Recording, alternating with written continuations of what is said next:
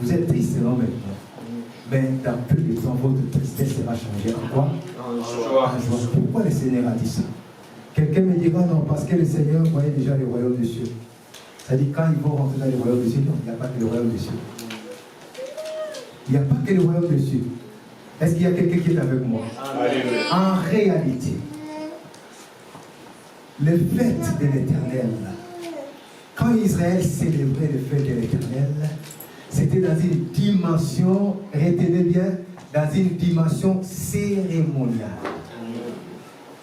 Est-ce que tu peux dire à quelqu'un que c'était dans une dimension cérémoniale? Dans une dimension cérémoniale. Ok. Maintenant, quand le Christ est venu, Matthieu 5, 17 nous dit, il n'est pas venu pour abolir la loi et les prophètes, mais il est venu pour accomplir. C'est que nous célébrons aussi aujourd'hui. Nous faisons la cérémonie, n'est-ce pas? On prend le pain, on prend les fruits de la vie, n'est-ce pas? Mais par contre, avec le Christ, ça ne s'arrête pas seulement dans une dimension cérémoniale, mais ça rentre dans la dimension de l'accomplissement. Et c'est là que le Christ a dit, prenez ça, c'est mon corps. Vivez ça, c'est mon sang. C'est-à-dire, nous célébrons le fait dans une dimension vivifiée. Amen. Puisque le premier Adam est devenu un être vivant et il est mort. Et le dernier Adam est devenu un esprit vivifiant pour vivifier tout. Aujourd'hui, quand tu célèbres la fête telle que Pâques, telle que Pentecôte, en fait, tu le célèbres dans Jésus-Christ de Nazareth. Amen. Alléluia. C'est différent avec Israël en Égypte, Israël avant le Christ. Quand le Seigneur a dit tout est accompli, en fait, tout est maintenant centralisé en lui. Amen. Voilà pourquoi je reviens à ce que j'avais dit hier. Quand tu vas manger, le cérémonial, demain, hein, pasteur? Oui. Le cérémonial que tu vas manger demain, attends-toi, moi je veux venir. Normalement, je ne devais pas être là, je devais partir, j'ai dit au pasteur, j'ai refusé. Non. Les autres occupations doivent attendre. Je dois participer dans les cérémoniales. Amen. Parce que le pain qui sera là, ce n'est pas mon cher ami, mon cher confrère, mon cher collègue, mon cher compagnon qui va me le donner. Mais je veux manger le pain de vie. Amen. Tout ce qui était mort à moi, je veux croire que quand je vais manger, je vais partir. C'est-à-dire qu'il y a d'autres choses qui vont m'atteindre. Quand je vais boire, même si ma femme ne viendra pas et mes enfants, je vais boire aussi pour eux. C'est-à-dire la bénédiction de Dieu. Parce que la fête que moi je célèbre, ce n'est plus seulement une fête cérémoniale, mais c'est une fête qui est esprit et vie. Amen. Quelqu'un comprend? Amen. Le Seigneur a dit, ces paroles que je vous dis, ce sont des paroles d'esprit et vie. Amen. Je le répète encore, tout ce que j'ai dit, je n'improvise pas, c'est l'écriture. Amen. S'ils sont tombés malades, s'ils sont morts, s'ils ont été devenus infirmes, parce qu'ils ont mangé ça indignement. Amen. Pourquoi? Parce que ce n'était plus dans la dimension cérémoniale. Où tu pouvais manger, tu te colles avec une famille israélite juive, vous prenez l'agneau, vous coupez, vous commencez à manger. Vous prenez le pain sans levain, vous commencez à manger. Vous prenez les 5 coupes, vous commencez à boire comme ça, dans la dimension cérémoniale. Quelqu'un qui a ses péchés, qui vit dans les mensonges, qui va manger, Rak Saméar. Ça c'est en hébreu, hein? Rak Pessar Saméar. Les Israélites, les Juifs, Rak Pessar Saméar. Quand le Seigneur est venu, il dit non, c'est fini ça. Je fais rentrer ça dans mon corps. C'est-à-dire, ceux qui mangent ça dans mon corps, si tu es indigne, sache que quand tu sors là, tu es condamné, tu as une malédiction sur toi. Alléluia. Amen. À combien plus fort? Je dois te préparer. Je le répète, tu n'as pas de papier. Ils t'ont donné les hauts qui t'aiment. Combien de fois? Viens manger dignement. Alléluia. Amen. Pasteur, je ne sais pas, pendant qu'on priait, l'Esprit me disait qu'il y a eu un mouvement de sécheresse. Il y a des gens qui ont vécu des temps de sécheresse. Sécheresse, ça peut être fort possible des difficultés sur le plan financier. Mais je vais te dire, si l'Esprit peut me dire ça, je vais te dire, si le Dieu d'Abraham, le Dieu d'Isaac, le Dieu de Jacob, Israël, que le pasteur Jean Chéri prie, que moi je prie, et vivant. Ramène ta sécheresse ici. Demain. Dispose ton cœur. Mange et bois. Ne reste pas dans les cérémoniales.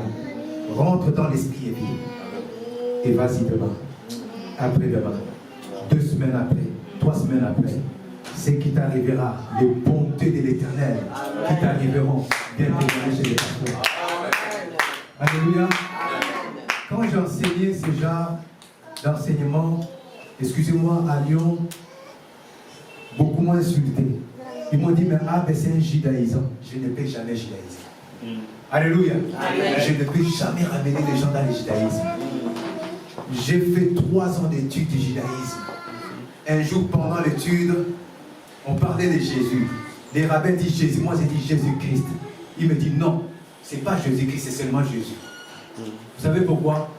Parce qu'ils ne croient pas que Yeshua, Jésus est le Christ. Alléluia. Amen. Si quelqu'un va faire la théologie hébraïque ou étudier le judaïsme, viens te dire que non, je te ramène parce que tu vas suivre le juif. Dis-lui que non, non, tu me ramènes dans les faux. Moi, je suis parti parce que le Seigneur m'avait recommandé. J'avais une mission à enseigner au peuple sur le fondement de notre foi. Aller comprendre réellement l'écriture dans ses racines et ses faits y compris. Je me fais comprendre, n'est-ce pas? Amen. Gloire à Dieu. Maman Minouche, que le Seigneur te bénisse. Amen. Notre tristesse doit être changée en joie. Amen. Quand nous célébrons la Pâque, je parle beaucoup de la Pâque puisque nous sommes dans la période, n'est-ce pas? Amen. Quand tu célèbres la Pâque, tu rappelles la mort du Seigneur. Le Seigneur dit, rappelle ma mort, n'est-ce pas? Mais il y a des choses que le Seigneur ne peut pas nous dire. Parce qu'il avait beaucoup à nous dire, oui ou non? Amen. Mais j'aime beaucoup un ami. Ah, bien aimé. Si j'ai à témoigner, je témoigne beaucoup sur cet ami. Parce qu'il me touche. J'ai dit toujours, il y a des chansons que j'écris, ça va sortir par la grâce. Et dans ces chansons, 2 chansons où je chantais mon ami. Il y a une où je chante, tu es mon ami est yonde moninga nanga.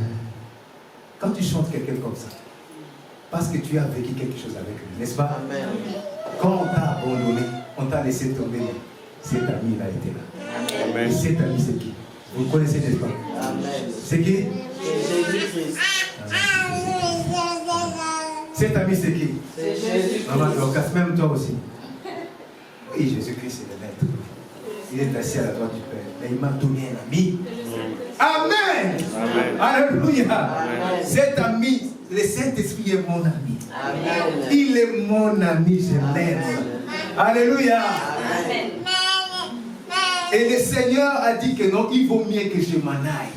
J'ai tellement beaucoup de choses à vous dire. Mais je ne peux pas tout vous dire. Le Seigneur m'a dit que non, quand tu célèbres la Pâque, en fait, tu rappelles ma mort au travers de la bouche de Paul. Mais au-dessus de Paul, au-delà de Paul, c'est l'Esprit qui a enseigné Paul. Est venu encore me dire que non, voilà, Paul s'est arrêté peut-être là, mais moi je veux te dire, quand tu célèbres la Pâque, il n'y a pas que la mort du Seigneur, de ton Seigneur que tu rappelles. C'est lui qui était mort à la Pâque. C'est lui qui est l'agneau de la Pâque. Il est parti au tombeau, n'est-ce pas? Amen. 3 jours après, qu'est-ce qui s'est passé? Il est ressuscité. C'est-à-dire, quand tu manges la Pâque, crois que tu reçois la vie. Amen. Que tout ce qui était mort en toi, doit vivre. Amen. La servante a dit, s'il y a l'esprit de célibat, on doit voir le mariage. Là où il y a la pauvreté, on doit voir la richesse. Amen. Là où tu craignais les sorciers, les occultistes, la vie te donne l'autorité et la domination. Amen. Amen. Gloire à Dieu. Aujourd'hui, je veux aller, vraiment je demande à mon ami le plus précieux que j'ai dans ce monde de m'aider à aller plus dans la dimension de l'enseignement. Amen. Je veux nous ramener à comprendre ce que le pasteur a dit tout à l'heure. Ces fêtes ne peut pas être célébré sans Jésus-Christ. Les Juifs qui le font aujourd'hui, c'est bien, mais ils ont la lettre. Mais l'esprit de la lettre n'y est pas. Alléluia. Amen. La lettre tue. N'est-ce pas? Amen. Mais l'esprit vit. Or, nul ne peut avoir l'esprit si ce n'est que par un seul homme. Amen. Les chouchous de nos cœurs. Hein? Jésus-Christ de Nazareth. C'est-à-dire, ils ont la connaissance, mais ils n'ont pas la vie. Mais nous, aujourd'hui, par la grâce, nous avons cette connaissance et nous avons reçu la grâce de la vie. Et chaque fête, comme je disais, est en rapport avec notre Seigneur. On y va, mon frère bien-aimé. Que le Seigneur te bénisse. Regarde, est-ce que tout le monde arrive à voir bien? Non? Allez.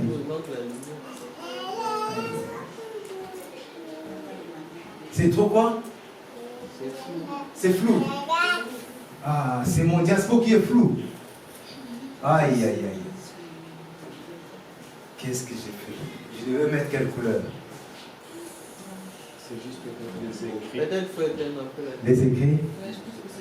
On peut éteindre un peu ça. C'est possible, non? Non, si c'est pas possible. C'est pas possible, hein?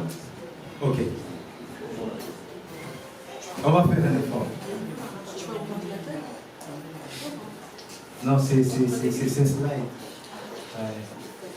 Est-ce que la lumière de l'ordinateur, ça peut faire quelque chose? Hein?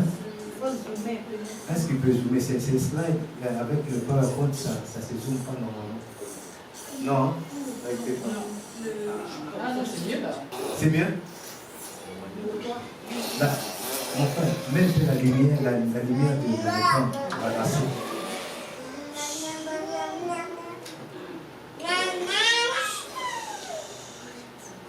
Bon, je vais expliquer, ok? C'est pas grave, le Seigneur va nous aider. Jean-Baptiste, lui, criait dans les dessin. Il n'avait pas de micro. Il n'avait pas de slide. Amen. Mais il criait. Ok. Je voulais nous ramener à comprendre chaque fête. Vous voyez, en haut, j'écris les calendriers des accomplissements des prophéties pour le salut des hommes. C'est-à-dire, chaque fête est en rapport avec notre Seigneur. Il n'y a pas que la Pâque. Nous connaissons beaucoup la Pâque, mais il n'y a pas que la Pâque. Et même la Pentecôte, on va comprendre que la Pentecôte, hormis le Saint-Esprit, est aussi en rapport avec le Seigneur. Toujours, nous allons trouver encore une autre référence dans les Saintes Écritures. Mais je commence d'abord par la fête des Pâques. Dans le livre d'Exode, chapitre 12, on nous présente la Pâque comme le sacrifice. La Pâque étant le sacrifice. Puisque je suis en train d'enseigner, je veux nous ramener à comprendre une chose. Dans l'Écriture, la Pâque, c'était les 14 Abib. Les mois d'Abib, c'est entre mars et avril. Et c'est là où même les croyants doivent comprendre que les nouvel an que nous célébrons, le 1er janvier, c'est les nouvel an du calendrier grégorien. On se comprend. Or, les nouvel an du Créateur, selon ces fêtes, ça commence au mois d'avril. La raison pour laquelle, regardez que c'est au mois d'avril qu'on vient célébrer la Pâque. Pourquoi? Parce que Exode 12 nous dit, ces mois sera pour vous le premier mois de l'année. Et les 14 de ces mois, vous célébrerez la Pâque. Et la Pâque en soi, écoutez-moi attentivement, la Pâque en soi, c'est le jour du sacrifice. Les jours où on prenait l'animal, on les tuait entre le désoir, c'est-à-dire entre les 14 et les 15 du premier mois. Et c'est cet animal qu'on prenait la chair, qu'on criait et on mangeait les soirs du 15. C'est-à-dire, par exemple, là, on est quel jour? Samedi, n'est-ce pas? Dès qu'il y a le soir, selon Dieu, il y a un soir, il y a un matin. Dieu ne compte pas les jours comme nous. Nous avons hérité l'héritage du gréco-romain. C'est-à-dire, nous commençons la journée à minuit. Mais Dieu ne compte pas comme ça. Dieu, lui, quand c'est le soir, le jour est fini. C'est-à-dire, le samedi est fini, le soir. Quand on est le soir, pour Dieu, c'est déjà dimanche. Je me fais comprendre. Ça, selon Dieu, selon les Saintes Écritures, n'est-ce pas? C'est-à-dire, les 14 au soir, l'animal était tué et l'animal était mangé. Le même soir, quand le soleil était couché, c'était déjà les 15. Pourquoi je nous explique ça? Retenez très bien. C'est très bien de comprendre ça. Parce que les 15, c'était le jour de la fête. Ça s'appelle le jour du sans levain. Alléluia. Amen. Ça peut vous porter confusion. J'arrive. Quand vous lisez les évangiles, regardez. Je suis dans le livre de, je vais lire, Marc, chapitre 14, verset 1. Que nous dit l'Écriture? La fête des Pâques et de sans levain devait avoir lieu 2 jours après. Vous voyez? Quand je prends dans le livre de Luc, chapitre 22, verset 1, quand un chrétien lit ça, il n'arrive pas à comprendre, mais qu'est-ce que ça veut dire? Qu'est-ce que le docteur théologien Luc veut dire? Luc dit, la fête de pain sans levain appelée la Pâque approchée. Ça porte un peu confusion, mais c'est quoi ça? C'est quoi cette fête? En fait, selon la recommandation du Seigneur, il n'y avait pas la fête, il n'y avait pas le jour du Pâques sans la fête des sans levain. Parce que la Pâque, c'était l'animal qu'on tuait pour manger le jour des sans levain. Est-ce que je me fais comprendre? Amen. Ok. Cela ne veut pas dire que je vous impose de faire comme ça se faisait. Je vais m'expliquer. Je vais m'exprimer. N'est-ce pas? Amen. Mais il faut que nous arrivions à comprendre. Ces 2 fêtes sont liées. Le Seigneur ne le sépare pas parce qu'il n'y a pas l'un sans l'autre. Tu tues ton animal qui est la Pâque, tu le manges le jour de la fête des sans levain. Alors quand le Seigneur est venu, qu'est-ce qu'il nous a ramené? En fait, lui-même, il est l'animal. Alléluia. C'est là même le symbole même de cette fête. J'ai mis Pâques, Exode 12, c'est-à-dire c'est le début. Ça c'est le cérémonial. Ce qui se faisait avant. L'animal était tué et Israël pendant 1 semaine ne mangeait pas de pain avec les vivres. Il mangeait que des choses sans levain. Il enlevait même tout ce qui contenait des levains à la maison. Vous voyez, c'est les cérémonies. C'est les cérémonial, c'est les symboliques. Et j'ai pris un deuxième passage, Christ notre Pâque. C'est Paul qui en parle, n'est-ce pas? C'est-à-dire, Christ est notre rédemption. C'est lui qui a dit, votre tristesse sera changée en joie. Pourquoi? Parce qu'il savait. Il parlait déjà dans une douleur. Lui-même, il était dans la douleur. Parce qu'il savait qu'il allait mourir. Oui ou non? Amen. Il savait que ses disciples allaient être aussi tristes, impactés par rapport à ça. Mais le Seigneur ne voyait pas seulement le royaume de Dieu, mais il voyait que leur tristesse allait se transformer en joie. Pourquoi? Parce que par sa mort, ils allaient recevoir les consolateurs. Amen. Et les consolateurs allaient les faire oublier la tristesse du Christ. Les consolateurs allaient délier même la langue de Pierre. Le même Pierre qui avait régné son maître. Et c'est le même Pierre qui allait annoncer la bonne nouvelle avec joie et force. Là où on voit, il y a même plus de 3000 vont se convertir. Alléluia. C'est-à-dire, tous ces symboles, c'est dans le Christ. Christ notre Pâque.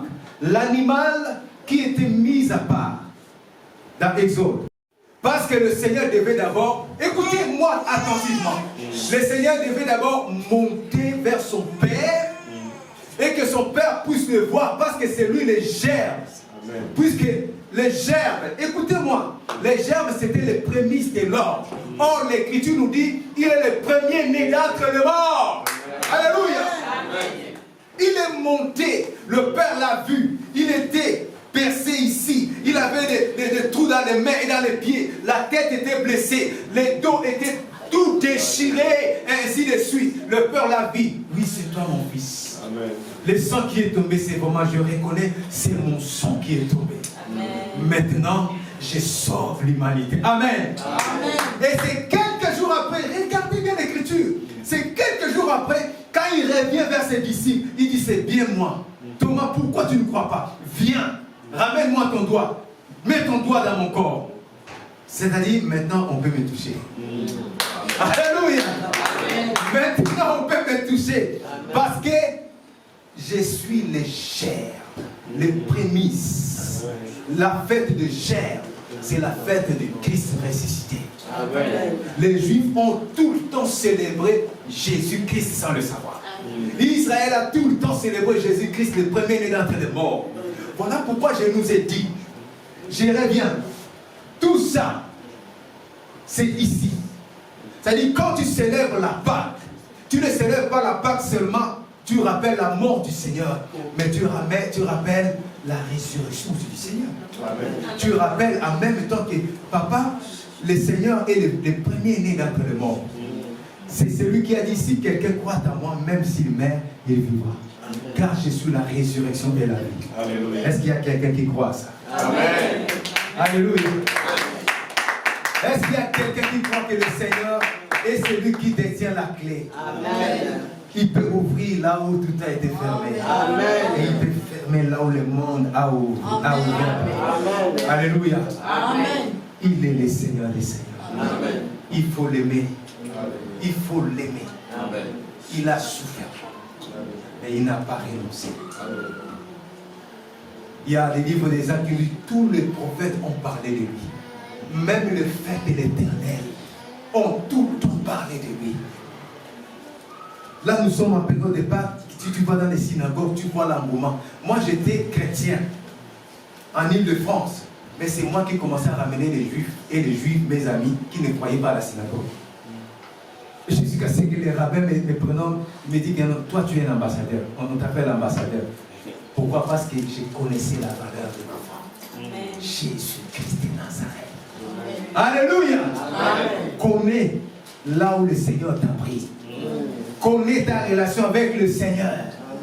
Connais là où il veut te ramener. Si tu ne connais pas ton intimité avec le Seigneur, tu ne lui donneras pas la valeur de ce que tu lui dois. Alléluia. Amen. Voilà tout ce que le Seigneur a fait. Ça, vous le connaissez. Ça, vous le connaissez. Ça, vous ignorez autrefois. Vous ignorez. Mais que ça représentait aussi le Seigneur. Mais les prémices des bleus. Beaucoup de chrétiens ne savent pas, quand ils célèbrent Pentecôte, ils ne savent pas que Pentecôte, c'est une fête qui date déjà depuis Lévitique 23. Ça fait partie des fêtes de l'Éternel. Ça s'appelait la fête des moissons. La fête des semaines. Et c'est en grec, quand ça a été traduit en grec, que ça a été appelé Pentecôte. Pourquoi? Parce que j'avais dit hier, à partir de cette fête, regardez. Vous allez dire, mais pourquoi ils nous citent même ça? Regardez le piège. C'est que les catholiques ont fait de nous. Si je demande à la servante, Minouche, à partir de la fête des Pâques, comment tu sauras que nous sommes arrivés au 50e jour pour que tu célèbres la fête des Pâques? Bon, non, parce qu'on nous dit non. En fait, bibliquement, parlant, étant des croyants, tu devais le savoir. Quand tu célèbres la fête des Pâques, bibliquement, après autant de jours, tu es dans le sang de bain pendant une semaine. Après autant de jours, tu tombes dans la fête des prémices. Les prémices, ça se suit par rapport à la résurrection du Seigneur. Ça c'est pas moi, c'est l'écriture. À partir de cette fête, ça tombe, je pense un dimanche.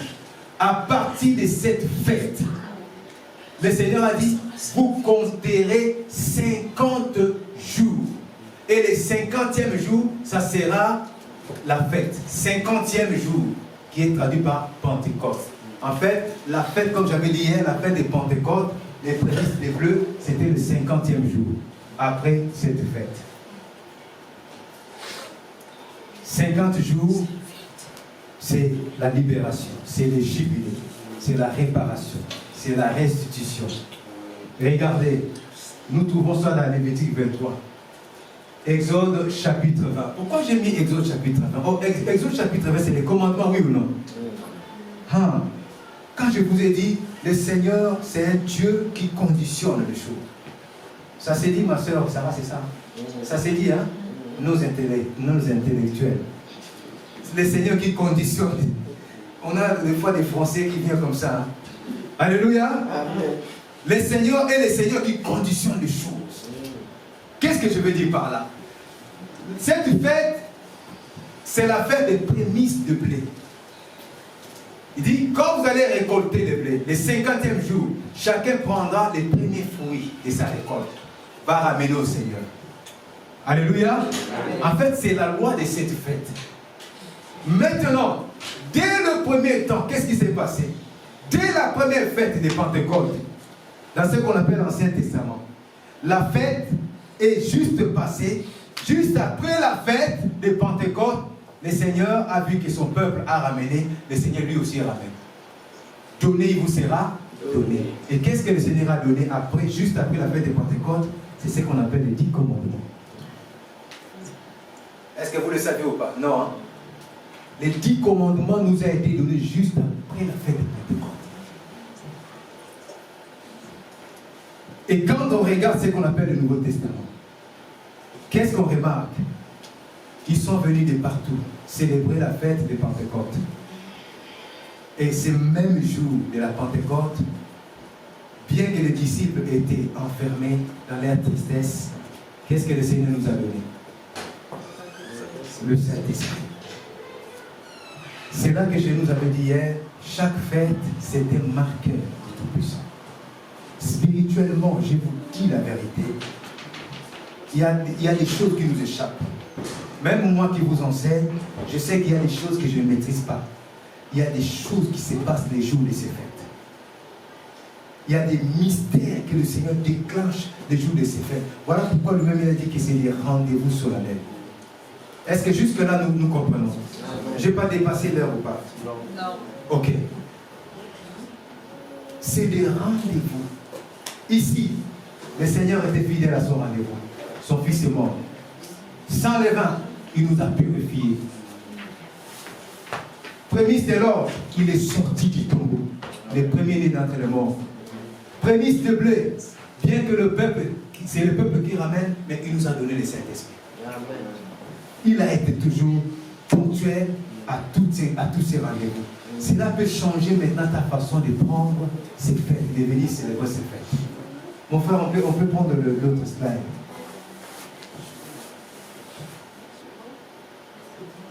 Le 4 fêtes que nous avons vues, c'est le fête qui se passe au printemps. Après le printemps, il y a un temps de silence où il n'y a plus de fête. On va attendre jusqu'à l'automne pour voir la suite des autres fêtes. Selon le calendrier du Créateur. Alléluia, amen. Quand on regarde, on comprend aussi que non, le Seigneur a tout accompli. Mais il y a des fêtes qui se sont manifestées, il y en a qui ne se sont pas encore manifestées. Toutes les fêtes du printemps se sont déjà manifestées. Pâques, sans levain, prémisse de l'orge, prémisse du blé ou Pentecôte, ça s'est déjà manifesté. Mais le fête de l'automne, c'est ça que nous attendons. Nous attendons le fête de l'automne. Première fête de l'automne, c'est la fête des trompettes. Thessaloniciens chapitre 4, verset 16. Au son de la trompette, le Seigneur descendra. Et beaucoup de gens qui étudient l'Écriture disent que non, il se peut que le Seigneur puisse venir le jour de la fête des trompettes. Il se peut, je ne confirme pas. Alléluia. Amen. La fête des trompettes, ça représente quoi? Ça représente les retours du Seigneur. Les sons de la trompette qui sonnera, où le Seigneur va sensibiliser pour rassembler son peuple pour le millénaire. Regardez, il y a la fête des trompettes. Juste après la fête des trompettes, c'est quoi? C'est la fête de ce qu'on appelle en hébreu Yom. Vous avez peut-être entendu parler de Yom Kippour. La fête de Yom Kippour, en français, le jour du grand pardon. Bon, Je vais nous compliquer un peu. Alléluia, amen. Amen. Juste après le Seigneur est déjà ressuscité. Il a tout accompli. Mais je trouve encore dans le livre des Actes quelqu'un qui mentionne encore cette fête. Qui trouvait encore l'utilité de ces jours. Parce que la fête du pardon, c'est la seule fête où le Seigneur, l'Éternel, demande à son peuple de mortifier leur âme. De s'humilier devant lui ces jours-là. Et beaucoup ont compris que non, il faut gêner toute la journée. Et les Israélites gênaient toute la journée. Et il y a le docteur théologien Luc, dans le livre de Actes, chapitre 27, verset 9, si vous regardez, il relate l'histoire de Paul. Paul est dans le bateau, il est prisonnier. Ils vont subir des naufrages, ainsi de suite. Et il relate, il dit que non, nous étions en naufrage, ainsi de suite, voire même que les jours du grand jeûne de l'automne étaient passés. Ça dit, ça révèle que nos ennemis connaissaient encore, même après Jésus-Christ, ils connaissaient la valeur de ces jours-là. Alléluia. J'ai toujours entendu un témoignage, c'est un témoignage. La guerre des Palestiniens avec les Israéliens, le jour de la fête de Yom Kippour, les Juifs, ils ne travaillent pas. Ils sont en jeûne. Ils sont en train de pleurer. Ils sont en train de se lamenter. Ils sont en train d'implorer la miséricorde de Dieu. Parce que c'est le jeûne de la miséricorde. Et maintenant, les Palestiniens, ils se sont dit que non, ils sont faibles. On va aller les attaquer. On va les massacrer en ces jours parce que là, ils ont déposé les armes. Si vous cherchez ça, vous allez trouver ça sur Internet. Et il s'avérait qu'ils sont venus avec leurs armes. Arrivés dans le désert, les jours, et ils appellent ça la guerre de Kippour. Ils arrivent dans le désert, ils trouvent une grande main qui bloque la route et ils ne pouvaient pas passer. Et le commandant dit non, on retourne, on arrête. Bien aimé, je sais que cette fête, Romains chapitre 11, verset 26, quand le Seigneur viendra, ça va se manifester. Qu'est-ce que Paul dit? Il dit, le salut viendra d'Israël, n'est-ce pas? De Sion. Et il ôtera le péché de Jacob. Quand le Seigneur viendra, la trompette va sonner. N'est-ce pas? Quand la trompette sonne, ceux qui sont déjà morts dans le Seigneur seront les premiers à sortir, n'est-ce pas? Ok. Ils sortent avec un corps incorruptible, comme des anges. Il n'y a pas de souillure, il n'y a pas d'iniquité en eux. Alors nous qui sommes là, il se peut qu'on a des faiblesses, n'est-ce pas? On a des infirmités, n'est-ce pas? Mais nous nous repentons pour que nous soyons prêts. Quand le Seigneur va venir, même nos infirmités là seront ôtées. C'est là qu'il y aura vraiment la puissance des Kippour. C'est-à-dire l'expiation de toute souillure, de toute iniquité, de toute faiblesse, de toute impureté. Puisque cette fête, le jour de cette fête, ce qui s'est passé prophétiquement, c'était quoi? C'est le seul jour. Vous êtes fatigué? C'est le seul jour, suivez-moi attentivement, c'est le seul jour où le souverain sacrificateur pouvait entrer dans les lieux très saints. Offrir les sacrifices pour ses propres péchés et pour le péché de tout le peuple d'Israël. C'est le seul et l'unique jour que le souverain sacrificateur allait là où se trouvait l'arche de l'Alliance. Mais maintenant, regardez, quand le Seigneur est monté sur la croix, quand le Seigneur est mort sur la croix, qu'est-ce qui s'est passé? On nous dit que les rideaux du temple, c'est du haut jusqu'en bas. C'est-à-dire, la voie du sanctuaire nous a été ouverte. C'est-à-dire, aujourd'hui, ce n'est plus seulement cette fête que nous attendons, mais nous avons accès au lieu très saint par les souverains sacrificateurs selon l'ordre de Melchisédek. C'est-à-dire, on peut gêner la nuit comme le jour. Mais comme notre grand frère Luc mentionne ça dans les livres des Actes, c'est qu'eux, ils se rappelaient quand même. Cela ne dérange pas. Si moi j'ai connaissance de cette date-là, je peux gêner, je peux prier. Mais cela ne m'empêche pas d'aller dans les lieux très saints. Mais ce que je sache, ce que je vis, ce que nous vivons, c'est partiel. Quand le Seigneur viendra, il va vraiment ôter, il va manifester vraiment cette fête, ôter toute infirmité où nous deviendrons semblables aux anges. Et après avoir accompli ça, quand nous allons devenir semblables aux anges, sans péché, sans faiblesse, sans iniquité, et nous rentrons dans une autre fête, la fête des tabernacles, que le pasteur avait dit. Notre lutte aujourd'hui, c'est d'atteindre cette fête. La fête des tabernacles. La fête des tabernacles, c'est quoi? La fête des tabernacles, le livre d'Apocalypse nous dit, Apocalypse chapitre 20, verset 6. Écoutez-moi attentivement. Écoutez ce que l'Écriture nous dit. Heureux et saints ceux qui ont part à la première résurrection. La seconde mort n'a point de pouvoir sur eux, mais ils seront sacrificateurs de Dieu et de Christ et ils régneront avec lui pendant 1000 ans. Alléluia. Amen. Et il y a un autre passage d'Apocalypse, je ne sais pas pourquoi je n'ai pas pris ça, qui nous dit que non, quand il viendra, il essuiera les larmes de leurs yeux. Ils ne souffriront plus. Car lui-même, écoutez, la suite nous dit, car lui-même posera, bon, dans notre version, il est dit, il posera sa tente. Mais dans d'autres versions, il posera son tabernacle. La fête des tabernacles, c'est la représentation du règne du Messie pendant 1000 ans. Où il pose son tabernacle, sa tente sur nous. Où nous allons nous reposer pendant 1000 ans. Nous allons régner avec le Christ pendant 1000 ans. Nous allons vivre avec le Christ pendant 1000 ans. Voilà pourquoi l'Écriture nous dit, heureux ceux qui participeront à la première résurrection, car c'est eux qui vont régner pendant 1000 ans avec le Seigneur. Amen. Alléluia. Amen. Ça dit, cette fête de tabernacle, qui est la dernière fête, ça représentait la finalité, les repos avec le Seigneur. J'arrive à la fin, bien aimé. Si vous avez des questions, je vais vous donner quelques minutes de poser des questions. Parce que ça peut être technique, ça peut être un peu compliqué. N'est-ce pas? Comme ça, demain, nous serons très à l'aise pour célébrer déjà notre repas. Amen. Amen. Et après la fête de tabernacle, la fête des tabernacles dure 7 jours.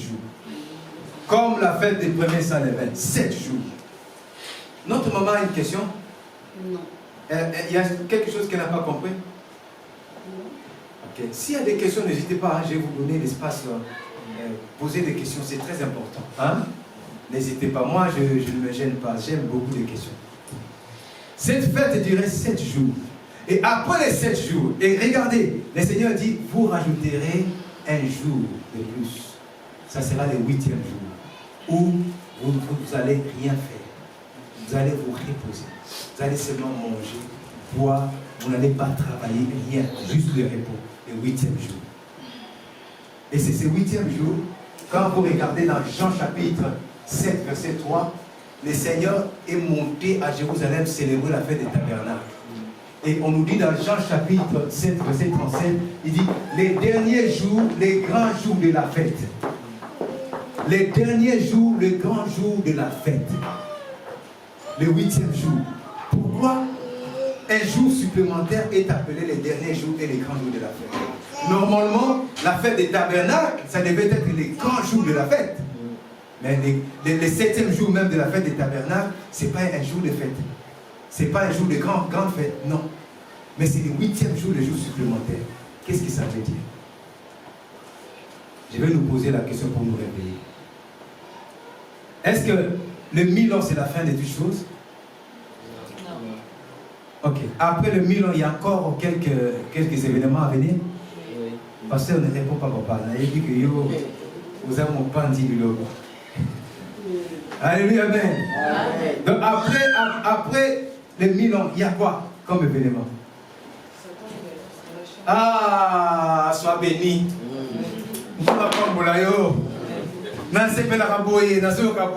Alléluia. J'aime quand j'entends ça comme ça. Après les 1000 ans, pendant le 1000 ans, Satan sera arrêté. Satan ne séduira plus. Il ne fera plus rien. C'est pendant cette fête des tabernacles. Et pendant même cette fête des tabernacles, pendant le 1000 ans, écoutez-moi, pendant les règnes millénaires, Zacharie nous dit que la fête des tabernacles sera privée de la pluie. On sait bien que la pluie, c'est une bénédiction. Alléluia. Est-ce que vous voyez? C'est-à-dire, ces fêtes que nous sommes en train de parler, attendons-nous voir ça pendant les règnes de 1000 ans. À la fin de 1000 ans, comme a dit notre soeur, Satan sera relâché. Il sera relâché et il va séduire encore les gens. C'est tout un enseignement eschatologique. Oui, mon fils. Est-ce que la fête de tabernacle, c'est la fin de Satan ou... La fête de Satan. C'est la fin de Satan. La fin de Satan. On peut dire autrement, c'est un point-virgule. Ce n'est pas la fin avec un point. Non. Le Seigneur met fin pour un moment. C'est-à-dire, quand le Seigneur vient, la trompette sonne. La trompette sonne. Nous sommes justifiés, nous sommes changés, transformés, sans péché, sans rien. Nous devenons semblables aux anges.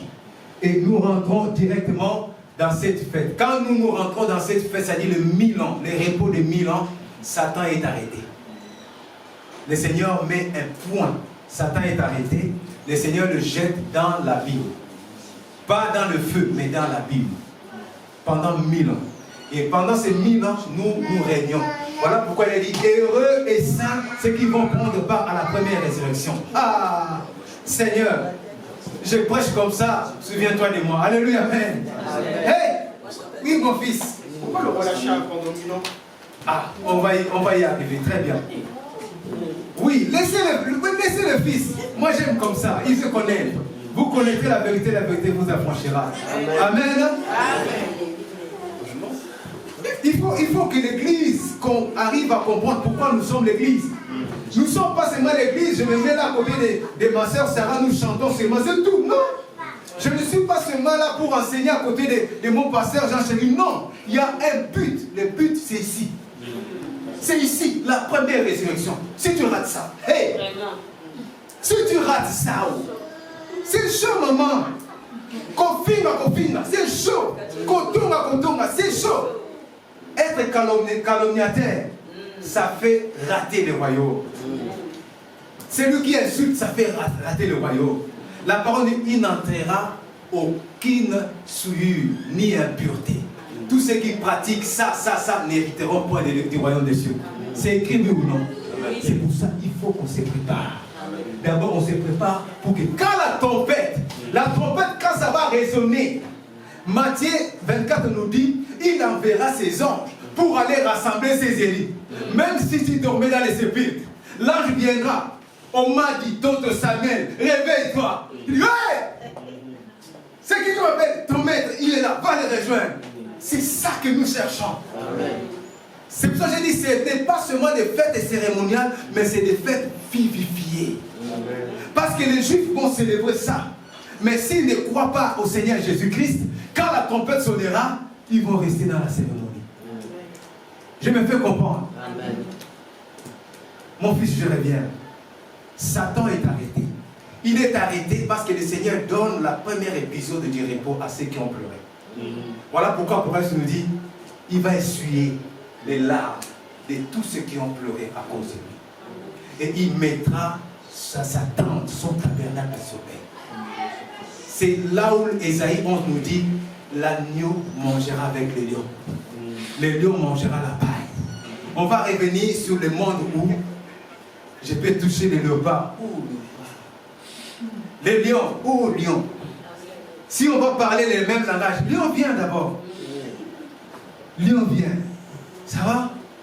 Et dans ce monde-là, quand tu vois Abraham, toi tu penses que non, quand tu verras papa Abraham avec les cheveux blancs, non. En fait, c'est que j'ai appris dans le royaume du Seigneur, même ceux qui sont morts, hein, c'est ça, non? Ceux qui sont morts à 130 ans, à 145 ans, ils seront comme des jeunes de 30. Oui, des jeunes de 30 ans. C'est ça la résurrection. Et nous serons semblables aux anges. Et la mort, la seconde mort n'aura plus effet sur nous. Amen. On ne participera plus, on ne mourra point. Est-ce que j'ai bien conjugué là? Amen. Alléluia. Papa, la puissance de Dieu. Alléluia. Vous savez, j'ai la joie quand je parle de la résurrection. C'est la partie de l'écriture qui doit être une joie pour nous. Si tu as encore peur quand on parle de la résurrection, s'il te plaît, reviens au pied du Seigneur. Tu dois te réjouir. Nous savons que nous avons des faiblesses, mais tu dois être une personne qui fait des efforts pour hériter le royaume de Dieu. Amen. Alléluia. Amen. Ça dit, nous régnons avec le Seigneur par la grâce. Le Seigneur, c'est lui qui sera le roi des rois.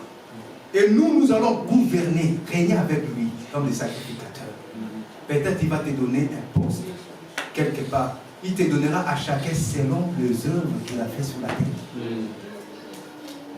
À la fin de 1000 ans, mon fils, je reviens à ta question. Le Seigneur il sait que non, les 1000 ans, ce n'est pas la fin. Ici, bien que ce soit la dernière fête, mais ce n'est pas la fin. Dans le fait, il a rajouté un 8e jour. Un jour de plus à la fête des tabernacles. La fête des tabernacles dure pendant 7 jours. Un jour est égal à 1000 ans. N'est-ce pas? Mais il rajoute un autre jour. Maintenant, à la fin de 1000 ans, il relâche Satan. Satan vient, il séduit encore les gens de la terre. Après avoir séduit les gens de la terre, maintenant il se fortifie, il dit bon, je vais aller combattre contre la ville sainte. Là où le Seigneur est assis comme le roi des rois, et là où nous régnons par la grâce avec notre Seigneur. C'est-à-dire le Seigneur est en train de conduire maintenant Satan à sa fin. Et la parole nous dit, nous n'allons pas combattre. Il y a un feu qui va descendre du ciel, qui va s'accaparer de Satan. Et c'est alors que Satan sera cette fois-ci arrêté, jeté dans le temps de feu, là où il va grincer des dents pour l'éternité. Quand Satan maintenant est jeté, cette fois-ci ce n'est pas la Bible, mais c'est le temps de feu. Quand Satan est jeté maintenant là-bas, écoutez-moi très bien. Cette fois-ci, la mort va faire sortir tous ceux qui sont morts sans le Seigneur. Le séjour de mort va faire sortir tous ceux qui sont morts sans le Seigneur. La mer va faire sortir tous ceux qui sont morts sans le Seigneur. Et ils vont se mettre devant les trônes blancs. Jugés. Chacun sera jugé. Mais nous, par la grâce qui avons participé à la première résurrection, nous ne serons pas jugés comme eux. Alléluia. Amen. Nous les jugerons même. Amen. À côté du Christ. Amen. Amen. Amen. C'est le docteur Omar là que j'insulte là, c'est lui là. C'est le pasteur Jean-Chéri là que je dis. Oui. La première résurrection, c'est l'enlèvement. La première résurrection en grec, Matthieu 24, nous dit parousie. La parousie, en fait, ça a été toujours mal traduit. Je vais bien expliquer. Ça a été toujours mal traduit par l'enlèvement. Pourquoi? En fait, c'est l'enlèvement dans un sens où parousie, ça veut dire rencontre.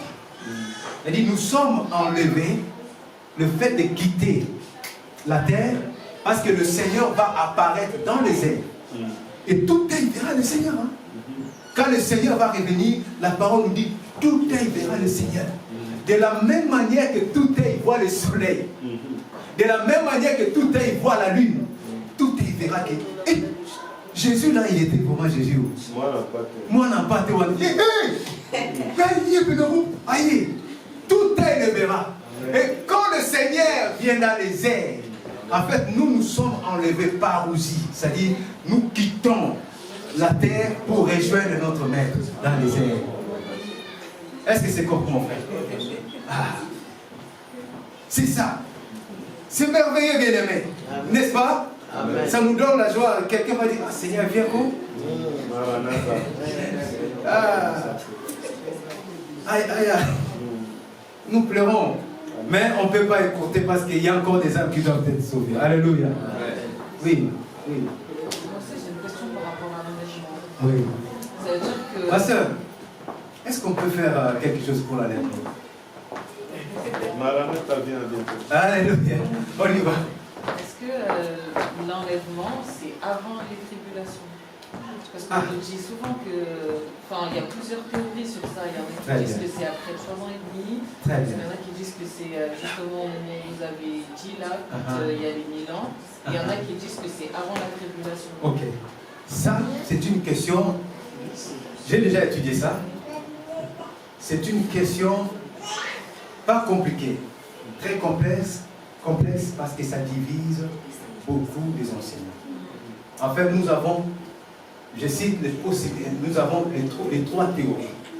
Je pense que tu connais bien les 3 théories. Nous avons la première théorie qu'on appelle l'enlèvement pré-tribulationnel.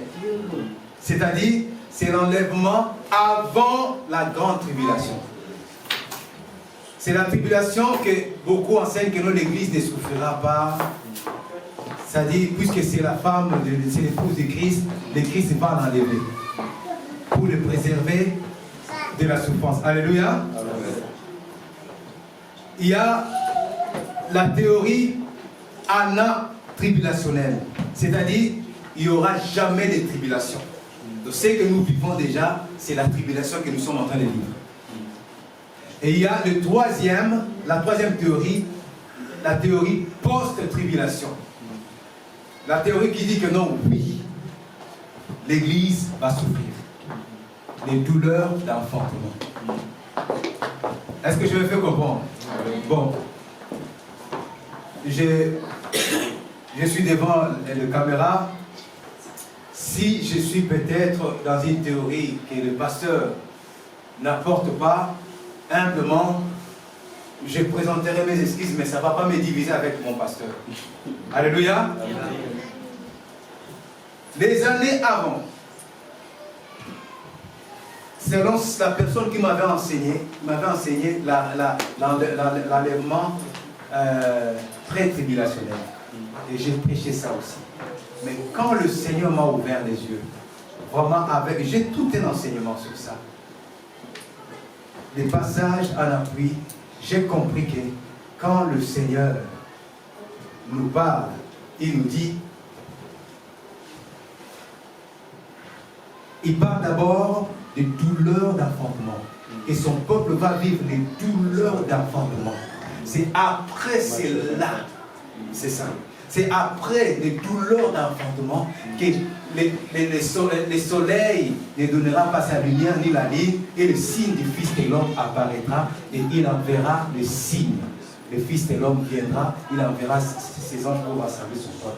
C'est-à-dire, l'Église, selon les Saintes Écritures, vivra le temps comment ça s'appelle, les douleurs d'enfantement ou la grande tribulation. Il y a des passages, beaucoup de passages que c'est pour ça, c'est tout un enseignement. Mais je l'atteste devant le peuple. Avant, je prêchais l'enlèvement pré-tribulationnel. Mais j'ai compris, même en prenant d'autres écritures, en prenant même dans ce qu'on appelle l'Ancien Testament, Nouveau Testament, étudier dans la profondeur, nous allons subir la grande tribulation. Il y a un peuple qui va subir ça. Peut-être c'est notre génération. C'est après que le Seigneur viendra. Ça te fait peur? Non, mais en fait, moi je me dis, parce qu'il y a 7 ans, oui. Et il y a 3 ans et demi, c'est la petite. Après, il y a encore 3 ans et demi. Alors, est-ce que c'est au milieu des 3 ans et demi? Est-ce que c'est 3 ans et demi après enlèvement? Ou est-ce que c'est après? Maintenant, quand tu étudies Daniel, ne t'arrête pas seulement à Daniel, il faut compléter avec d'autres passages pour bien comprendre. Bien comprendre déjà quand est-ce l'agneau apparaît, les 3 ans et demi et l'autre 3 ans et demi. Et c'est là que tu arrives à comprendre réellement que nous allons subir la grande tribulation. Ça ne sera pas au milieu, mais ça sera vraiment à la fin. Et même la parole nous dit, voilà, l'Écriture même nous dit, si le Seigneur n'avait pas écouté ce temps de la détresse, même les élus, ils seront séduits. C'est-à-dire les élus seront encore là. Si les élus n'étaient pas là, on dirait que c'est bien parti. Mais les élus sont encore là. Le Seigneur va écouter ces temps à cause des élus. Ça, c'est quelque chose à développer en grandeur. Et comment je hein? Bon, je reviens sur le fils. Ce sera avant les 1000 ans. Hein? Cette période-là des tribulations, ce sera avant les 1000 ans. Ça dit 1000 ans, mais le Seigneur le dit. C'est le moment où il va essuyer, c'est le temps. Pasteur, Oui. j'ai trop de questions, mais j'ai juste en poser une. On va la connaître pour la période de tribulation? On sera déjà en Non, on va connaître ça. Ah, ok. C'est les douleurs d'enfantement. C'est le temps de la détresse. Et le Seigneur va écouter ça à cause de nous, ses élus. De 3 ans? Juste à la fin, pour accomplir les 7 jours. Ouais. C'est pour ça que je dis que c'est toute une étude. Maman Dorcas, après le frère. Après, ouais. La question de Lingala. Ouais. Si vous avez une tribulation, ah, si vous avez la chrétienne, vous avez déjà, vous avez un parce que vous avez na opepi belobaki na biso ke ntango asuka mabe oyo ebombamaki ezobima makasi lelo je sais pas si ozovivre déjà na kati na tribulation yango to te. C'est là qu'il faut comprendre. En fait, il faut vraiment avoir les yeux spirituels. Nous sommes déjà dans les temps de la fin du temps. Donc nous sommes dans les temps de la fin du temps. C'est-à-dire nous sommes déjà dedans. Ça va s'approfondir. Ça va s'intensifier jusqu'à ce que le Seigneur reviendra. C'est-à-dire on ne reviendra plus dans une paix, non. L'amour des plus grands nombres va commencer à se refroidir. Le mal va croître, va encore dominer. Et l'Europe aussi, qui est, comme on le sait, va manifester la puissance de la bête jusqu'au retour du Seigneur. On est en train de David. Hein? On est dedans. On est dedans. Mais ça va aller d'intensité à l'intensité jusqu'au retour du Messie. Oui, mon frère.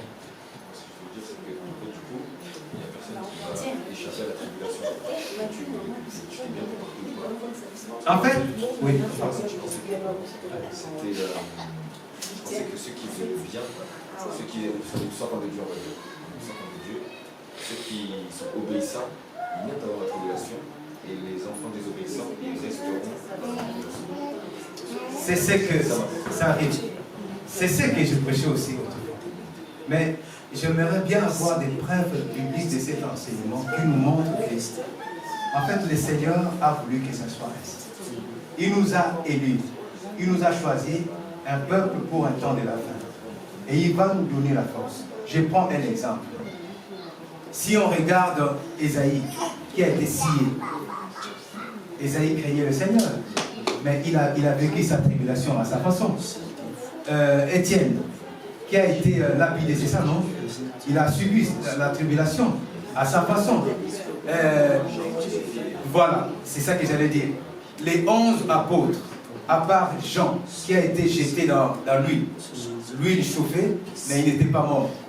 Jean, l'apôtre, ils ont chauffé la marmite d'huile. On lui a jeté dedans.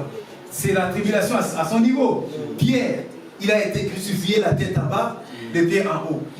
La quasi-totalité des apôtres, personne n'est mort la mort naturelle, à part Jean, qui a été jeté dans la marmite à l'huile. C'est-à-dire qu'ils ont vécu leur tribulation à leur façon. Le Seigneur ne les a pas arrachés parce que c'est l'épouse. Alors combien plus nous?